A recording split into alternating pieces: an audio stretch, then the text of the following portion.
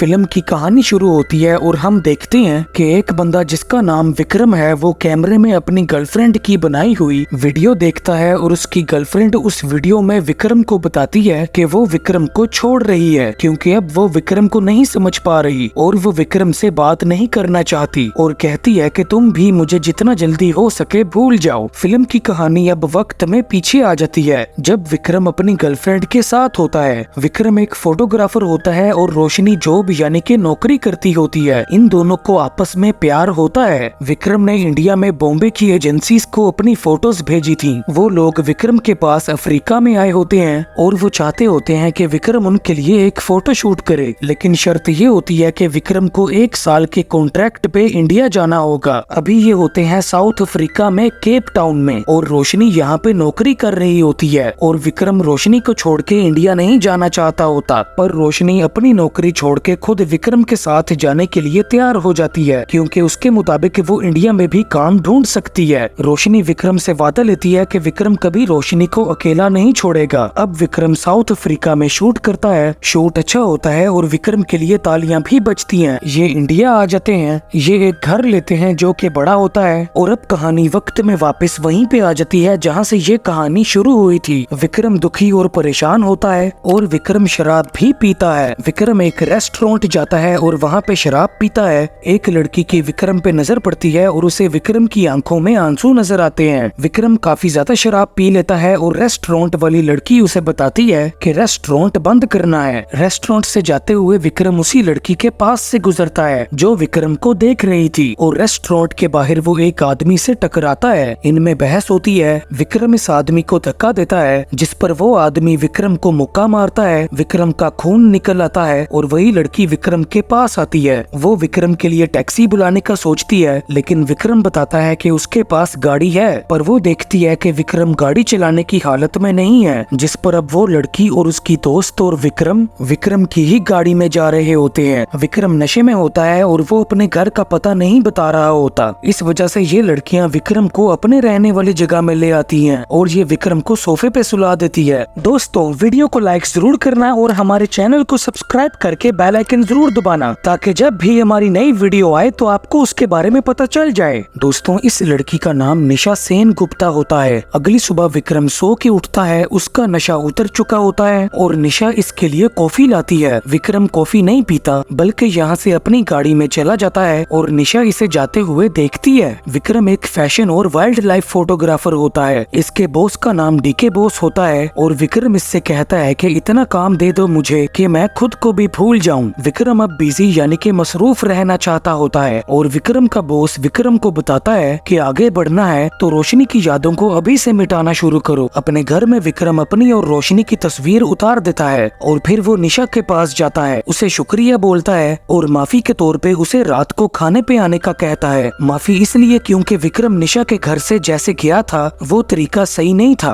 जाहिर है कि विक्रम इसे अपने साथ डेट पे बुला रहा होता है, पर निशा अपने मन ही मन में इसके लिए खुश होती है। विक्रम निशा को रेस्टोरेंट में देख रहा होता है। निशा विक्रम को अपने साथ रेस्टोरेंट के किचन में लेके जाती है। यहाँ ये एक साथ मिल के खाना बनाते हैं और एक दूसरे के थोड़ा करीब आते हैं। विक्रम इसको इसके घर छोड़ता है। निशा विक्रम के शूट करने वाली जगह पे भी आती है। ये दोनों एक दूसरे के साथ वक्त बिताने लगते हैं। विक्रम इसे अपने घर लेके आता है और फिर इनमें वही होता है जो कि एक मर्द और औरत में होता है। अगली सुबह निशा उठ के बाथरूम में जाती है और उसे सिंक में से कोई आवाज आती है। वो विक्रम का घर देख रही होती है और फिर विक्रम आ जाता है और ये दोनों एक साथ नाश्ता करते हैं। निशा देखती है कि विक्रम एक अमीर आदमी है और फिर विक्रम के घर आते हैं 2 पुलिस वाले। विक्रम की गर्लफ्रेंड रोशनी अभी तक नहीं मिली होती और पुलिस इसीलिए विक्रम के पास आई होती है और पुलिस वाले निशा को विक्रम की गर्लफ्रेंड रोशनी के बारे में बताते हैं। पुलिस वाले विक्रम के घर और बगीचे का चक्कर मारते हैं। निशा घबराई होती है और वो विक्रम से पूछती है कि ये सब क्या हो रहा है और फिर विक्रम निशा को बताता है कि रोशनी इसे छोड़ गई है, शायद किसी और के लिए, और पुलिस वाले रोशनी को इसलिए ढूंढ रहे हैं क्योंकि उसका कोई सुराग नहीं मिल रहा।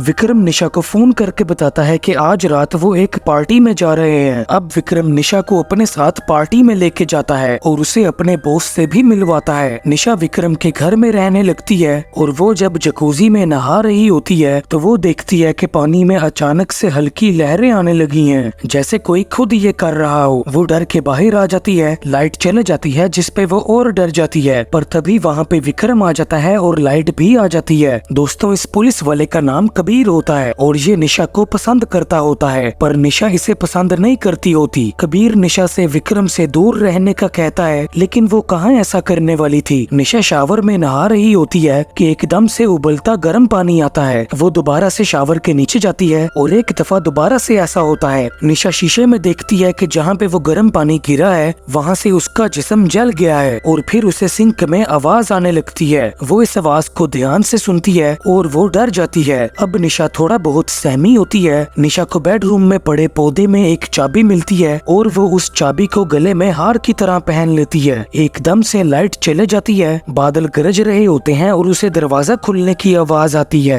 ये नीचे जाती है, ये डरी होती है, इसे हवा का झोंका लगता है और ये गिर जाती है। बादल गरजने की आवाज सुन के वो दोबारा से डर जाती है और उसका सर पीछे पिलर पे लगता है और वो बेहोश होके नीचे गिर जाती है। विक्रम घर आ जाता है, इसे होश आती है और वो इसे दवाई खिलाता है। ये विक्रम को बताती है कि इसे अकेले इस घर में डर लगने लगा है, इसे लग रहा है कि इस घर में कोई है। विक्रम बताता है कि एक काम वाला है जो आता जाता रहता है और फिर वो कहती है कि कोई भूत है। वो विक्रम को बाथरूम में लेके जाती है। विक्रम को भी सिंक में से आवाज आती है, लेकिन वो कहता है कि हवा होगी, लेकिन निशा कहती है कि कोई भूत ही है। पर विक्रम इस बात को मजाक में टाल देता है। पुलिस वालों को जली हुई गाड़ी में एक लाश मिलती है। उन्हें लगता है कि ये रोशनी की लाश है। वो विक्रम को फोन करके लाश की पहचान करने के लिए बुलाते हैं। विक्रम जाता है और उस लाश को देखता है और बताता है कि ये रोशनी की लाश नहीं है। विक्रम घर वापस आता है और वो निशा से कहता है, अब मेरे लिए जो हो तुम हो सिर्फ, रोशनी अब मेरी जिंदगी में नहीं है, मेरे लिए अब वो मर चुकी है। अब निशा को यकीन हो जाता है कि विक्रम अब सिर्फ उसी का है, पर इनके सामने वाले शीशे के पीछे ही हमें रोशनी नजर आती है। और फिर कहानी वक्त में पीछे चले जाती है, जब विक्रम और रोशनी एक पार्टी में जा रहे होते हैं। ये दोनों पार्टी में जाते हैं। रोशनी विक्रम के बॉस के पास होती है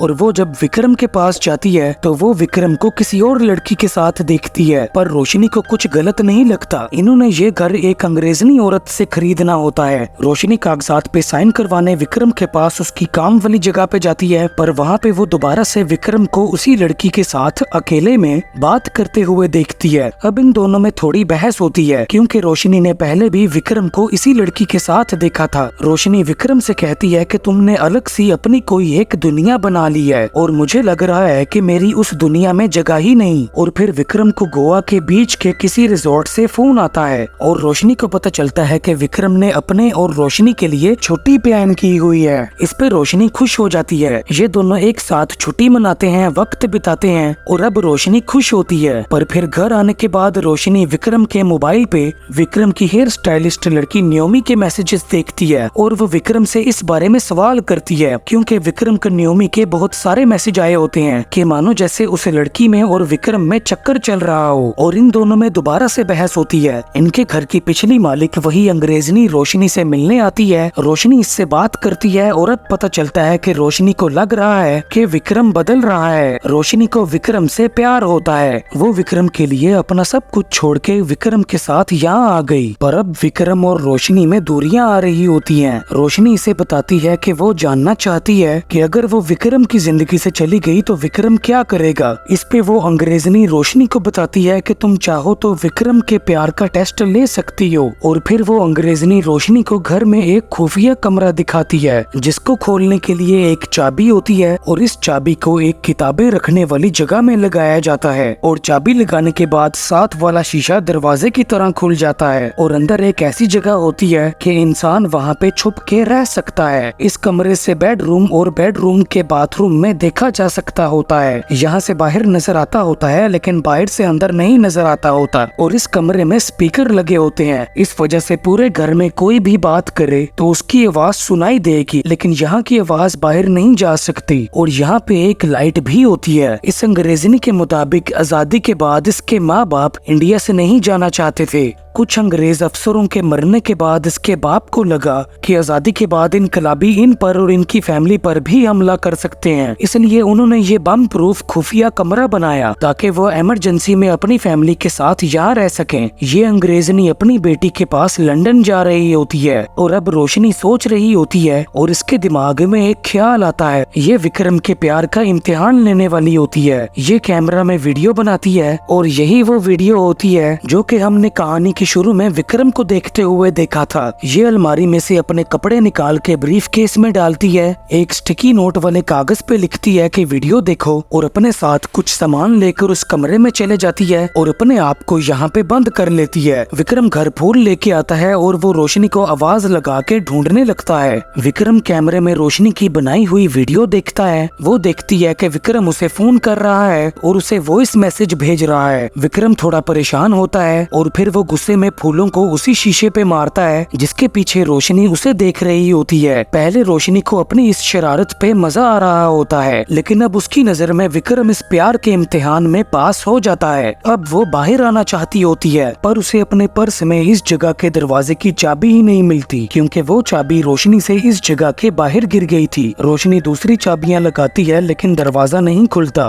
रोशनी अपना मोबाइल पकड़ती है लेकिन कमरे में कहीं पर भी सिग्नल नहीं आ रहे होते। वो शीशा तोड़ने की कोशिश करती है लेकिन शीशा नहीं टूटता, शीशा मजबूत होता है और अब रोशनी परेशान होती है क्योंकि वो इस जगह में फंस गई होती है। रात को रोशनी विक्रम को रोते हुए देखती है और अब रोशनी को अपनी इस हरकत पे अफसोस होता है। विक्रम को रोशनी का ऐसे चले जाना सही नहीं लगता और पुलिस वालों से रोशनी का पता लगाने का कहता है। दूसरी तरफ रोशनी अब उस जगह पे मौजूद चीजों को देखती है जिसमें इस जगह का नक्शा भी पड़ा होता है। यहाँ पे जो पानी वाला नलका होता है, रोशनी इस नलके को खोलती है पर अंदर से गंदा पानी आता है। रोशनी देखती है कि विक्रम दोबारा से रोशनी की बनाई हुई वीडियो देख रहा है और विक्रम कहता है ऑल द बेस्ट। इसका मतलब हम ऐसे समझ सकते हैं कि विक्रम ने मान लिया है कि रोशनी उसे छोड़ गई है। इस पे रोशनी परेशान हो जाती है। वो विक्रम का नाम पुकारती है और शीशे पे हाथ भी मारती है। विक्रम शीशे के दूसरी तरफ खड़ा होता है लेकिन विक्रम को कुछ पता नहीं चलता क्योंकि बाहर से आवाज अंदर आ सकती है लेकिन अंदर से बाहर नहीं जा सकती। अब रोशनी यहाँ से बाहर निकलने के लिए जुगाड़ कर रही होती है और फिर वो लाइट भी बंद हो जाती है। रोशनी उस लाइट को दोबारा चलाने की कोशिश करती है लेकिन जिस चीज से वो लाइट चलती होती है उसमें से चिंगाड़ी और धुआं निकलता है, यानी कि ये लाइट खराब हो जाती है। अब वो अपनी और विक्रम की तस्वीर हाथ में लिए बैठी होती है और फिर वो देखती है एक लड़की को जो कि निशा होती है। दोस्तों, अब वो वक्त होता है जब विक्रम निशा से मिलना शुरू हुआ था और रोशनी अपने सामने विक्रम को निशा से प्यार करते हुए देखती है और ये देख के वो रोने लगती है। रोशनी से देखा ही नहीं जाता कि विक्रम के साथ कोई और लड़की है। ये झेलना रोशनी के लिए मुश्किल होता है। अगली सुबह रोशनी देखती है कि निशा ने विक्रम के पास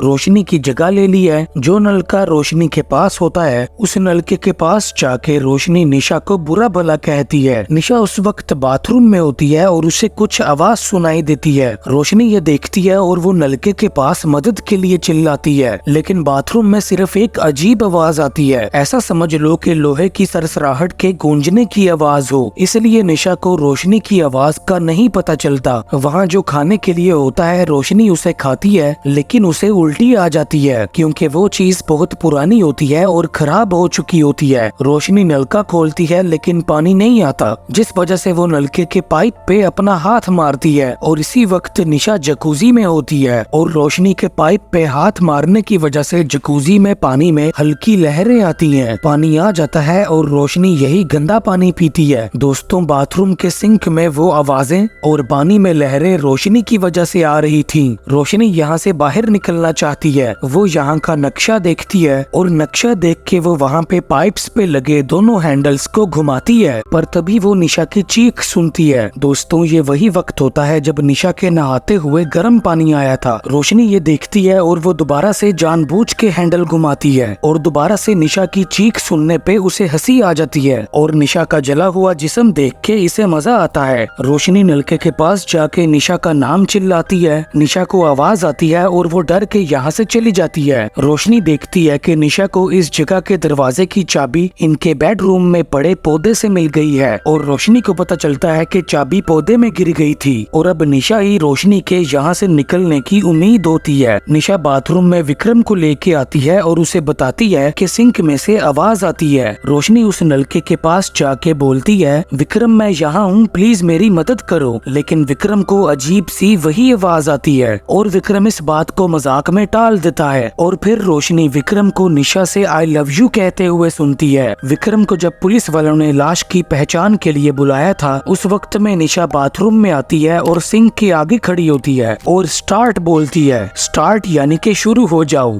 ये सुन के रोशनी पास लगे पाइप पे डंडा मारती है जिसपे सिंक में पानी में लहरें आती हैं और निशा स्टॉप बोलती है। स्टॉप यानी कि रुक जाओ। और रोशनी डंडा मारना बंद करती है और सिंक में पानी में लहरें आना बंद हो जाती हैं। निशा डर जाती है पर फिर वो दोबारा से सिंक के पास आके स्टार्ट बोलती है और दोबारा से रोशनी पाइप पे डंडा मारती है और सिंक में पानी में लहरें आती हैं। अब वो सोचने लगती है और वो रोशनी का नाम बोलती है, जिसपे रोशनी दोबारा से पाइप पे डंडा मारती है। निशा सवाल करती है। सवाल के जवाब अगर हाँ हो तो ही रोशनी पाइप पे डंडा मारती है और सिंक में पानी में लहरें आती हैं और निशा सवाल का जवाब हाँ में समझ लेती है। और जिस सवाल का जवाब ना हो उस पे रोशनी कुछ नहीं करती। रोशनी काफी सवाल करती है लेकिन जो सवाल रोशनी की मदद करते हैं वो होते हैं ये, तुम जिंदा हो, कहीं फंस गई हो, तुम मुझे देख सकती हो, तुम इस आईने के पीछे हो। इन सब सवालों के जवाब निशा को पानी में लहरों के जरिए मिलते हैं। अब निशा देखने लगती है कि दीवार के पीछे कोई जगह हो और वो बाथरूम में आकर रोशनी से पूछती है कि कमरे में जो शीशा है वो दरवाजा है। इसका जवाब भी निशा को हाँ में मिलता है। निशा का दिमाग चलता है और वो उस चाबी को देखती है जो उसे उस पौधे में से मिली थी। वो शीशे के पास पड़ी किताबें हटाती है और उसे ताला भी मिल जाता है। रोशनी खुश हो जाती है और उसे लगता है कि वो बाहर आ जाएगी, पर निशा रुक जाती है। उसका दिमाग चलता है और उसे ख्याल आता है कि अगर रोशनी बाहर आ गई तो विक्रम निशा को छोड़ देगा और वापस से रोशनी के साथ हो जाएगा। और वो रोशनी को बाहर नहीं निकालती, वो सिंक में से पानी निकाल देती है और फिर विक्रम बाथरूम में आता है और रोशनी विक्रम को निशा से कहते हुए सुनती है कि अब मेरे लिए जो हो सिर्फ तुम हो। रोशनी अब मेरी जिंदगी में नहीं है, अब वो मेरे लिए मर चुकी है। और ये देख के रोशनी रो पड़ती है, मानो कि जैसे वो टूट ही जाती है। और निशा को पता होता है कि निशा के सामने शीशे के दूसरी तरफ रोशनी है। रोशनी को विक्रम को खोने का एहसास होता है और वो बेहोश हो जाती है। अब निशा सोचों में पड़ी होती है। निशा को अमीर मशहूर बॉयफ्रेंड मिल गया होता है और उसकी दोस्त उसे बताती है कि अगर रोशनी वापस आ गई तो इसका विक्रम से ताल्लुक कॉम्प्लिकेटेड यानी कि पेचीदा हो सकता है। वो रहने के लिए कमरा ही बदल देती है ताकि रोशनी इन्हें ना देख सके। विक्रम को कबीर मिलता है और कबीर बताता है कि अब वो ही विक्रम और रोशनी के केस का इंचार्ज बन गया है। विक्रम घर जाता है और निशा उसे कमरा बदलने के बारे में बताती है। कबीर निशा से मिलता है और उसे एक लिफाफा देता है। उस लिफाफे को खोलने पे निशा को कुछ तस्वीरें मिलती हैं जिन्हें देख के वो सोच में पड़ जाती है और फिर वो वहाँ का दरवाजा खोलती है जहाँ पे रोशनी बंद होती है। वो अंदर देखती है कि रोशनी बेहोश पड़ी हुई है। जब वो रोशनी के पास जाती है तो रोशनी एकदम से